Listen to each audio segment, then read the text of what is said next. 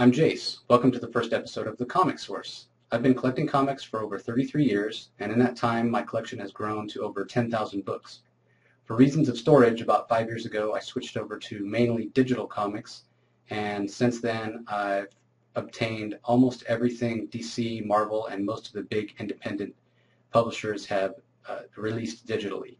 So that's a little background of where I'm coming from, and my plans for this vlog are to cover current comic news both in print and on television and in the movies, as well as do reviews of just released books, modern reviews, which I classify as books that have been published since the year 2000, and I'll also do some retro reviews, which would be books that were produced before the year 2000. Also, I'd love to get questions or comments from the viewers out there, and I'd be happy to answer them here in the video blog. So let's get started. The first book I'd like to review that has come out in the last few weeks is a creator-owned book from Action Lab Comics. It's called Skyward. It is written and illustrated by an artist named Jeremy Dale. This book is fantasy. It's for all ages. It is the story of a young boy named Quinn, whose father has a past that catches up with him. Because of the events that unfold in the first issue, Quinn is forced to flee from his home, and that is where the adventure begins. The second issue introduces more characters to the story and an army that is on the march that we really don't know too much about yet. It ends on an awesome cliffhanger, and I'm sure that everybody out there who's read issue 2 is eagerly awaiting issue 3. The real strength of this story so far is the art by Jeremy Dale. His art has a little bit of manga influence, you can definitely see, but very, very clean lines, and it really jumps off the page. I got a chance to meet Jeremy at the San Diego Comic-Con this last year. He was selling the first few issues of this series there, as well as some trade paperbacks which contained the first 3 issues. He had both a colored edition and a black and white edition known as the Graphite edition. The Graphite edition without the color really shows the beautiful rendering both in the character and the backgrounds. Issue 1 came out July 31st and immediately sold out. Issue 2 was released the following week and also has sold out. These books are going on eBay for over cover price already. So if you'd like to pick them up, my suggestion would be to go to Comixology, where you can get the issues digitally for 99 cents each, which is a great price, and I believe they're definitely worth checking out. Also, you can let your local comic shop know that you're interested in the series so they can order the books for you. Issue 3 is due out September the 18th, so you definitely want to let them know as soon as possible so they can be sure to order a copy for you. I also would suggest stopping by Jeremy Dale's website, which is jeremy-dale.com. See some of his art he's done on other works, both for IDW on G.I. Joe, and he has some Marvel sketches and commissions on there. I got a commission done by him in San Diego, and it's my favorite commission I've gotten in the last 3 years. It's just amazing, and like I said, he's a really, really great guy. So I definitely recommend the book, both on its own merits and to help support Jeremy in his first creator-owned endeavor. The next book I'd like to talk about is by Valiant Comics. It's just came out last Wednesday. It is Harbinger 15. It is written by Joshua Dysart, who's been writing the new Harbinger series for Valiant since it started with issue 1 last summer. The art in this particular issue is done by Barry Kitson.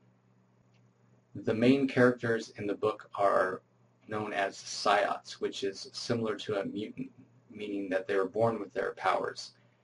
Now, the main characters in Harbinger have just been put through the ringer with an event known as the Harbinger Wars, which was Valiant's first big crossover between 2 of the books in their universe.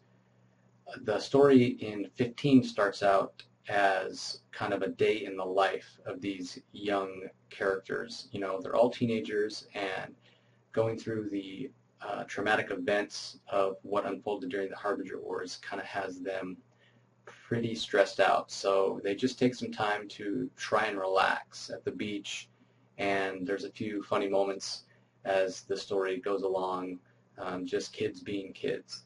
About halfway through the book, you kind of sense that there's something not quite right, and as the story goes along, that sense of something being off and the buildup of suspense and dread definitely occurs.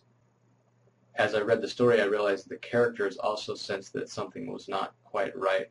The suspense definitely builds to a shocking ending, and I'm sure that every Valiant fan out there who's read it is anxiously awaiting the next issue. Like I said before, this book just came out last week, so I'm sure you can find it down at your local comic shop. It also is available digitally on Comixology. Now, for my modern review, I'm going to talk a little more about Harbinger by covering issues 0 through 14, which led up to the amazing issue 15 that I just told you about. As I mentioned before, Joshua Dysart has been on the book since day one, and he's done a great job of making you, as a reader, care about these characters. To tell you a little bit about the universe that these characters inhabit, they are what's known as psiots, which means their powers all come from their minds, basically. It doesn't necessarily mean that they all have the ability to read minds or have telepathy or telekinesis. It just means that there's no radioactive spiders or crazy lab accidents that gave these characters their powers. All the powers actually come from the characters themselves. Now, one complaint I've heard from people is that Harbinger is X-Men.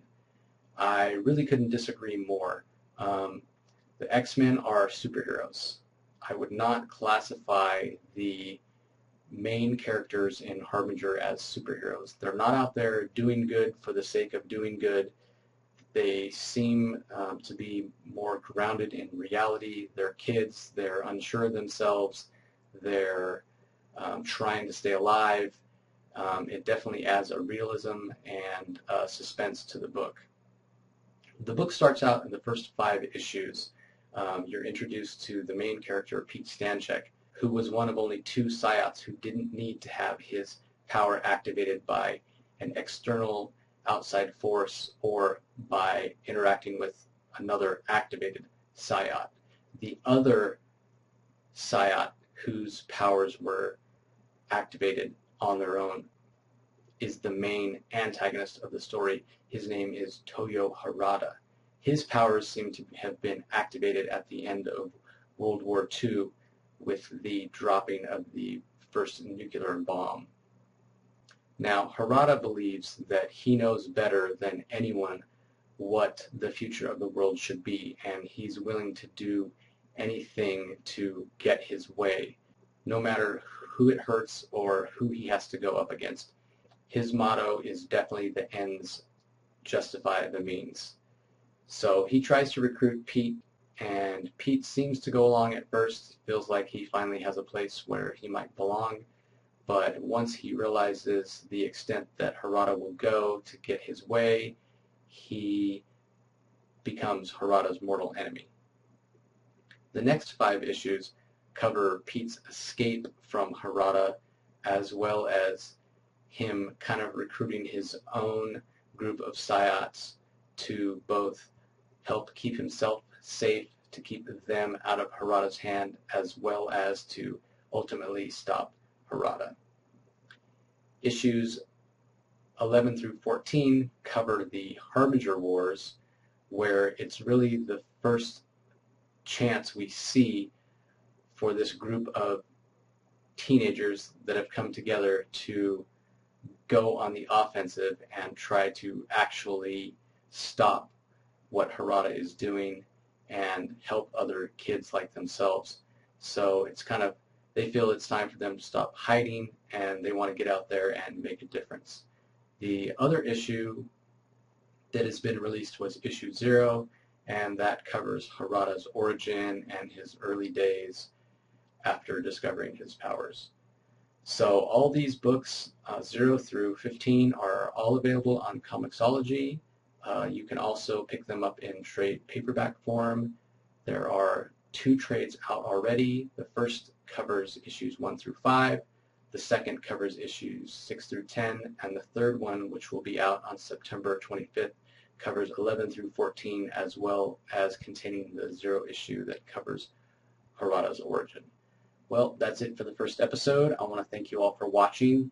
If you'd like to leave comments or questions below here on YouTube, feel free, or you can send me email. My email address is thecomicsourceblog@gmail.com. You can also follow me on Twitter. Just do a little search for The Comic Source, and it's me. A big shout out to Mike down at Red Sky Comics in Merced, California. He hooked me up with a lot of the artwork you see behind me on the Comic Source wall. Join me next time when I talk about the just released Superman Unchained #3 that came out on Wednesday. And in my retro review, I'll be talking about the DC Maxi series that came out in the mid-'80s, Crisis on Infinite Earths. Thanks again for watching, and I'll see you next time.